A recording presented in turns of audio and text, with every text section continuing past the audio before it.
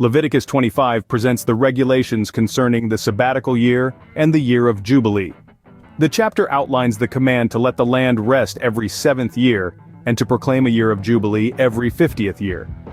During the Jubilee, land was to be returned to its original owners, debts were to be forgiven, and slaves were to be set free.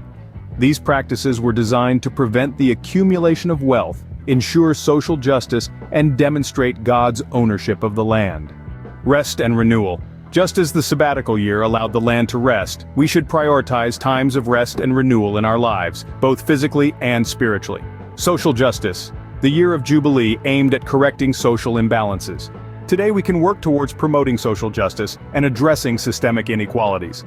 Generosity and debt forgiveness. The concept of forgiving debts and releasing slaves reflects the importance of generosity and compassion in our interactions.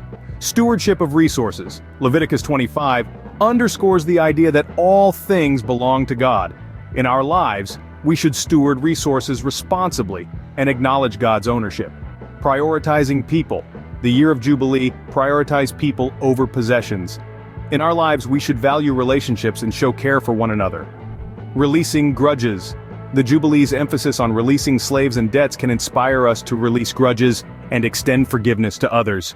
Reflection and planning. The cycle of sabbatical years and jubilees encouraged reflection and planning. In our lives, we can periodically assess our priorities and goals. Kingdom values. Leviticus 25's principles align with the values of God's kingdom, where love, justice, and mercy are central.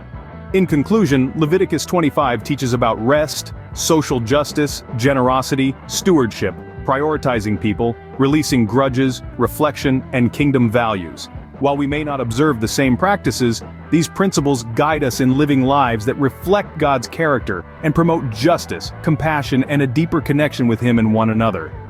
Through Christ's teachings, we find guidance on how to practically apply these principles in our modern context. Until next time, I'm your host, Evangelist Thomas.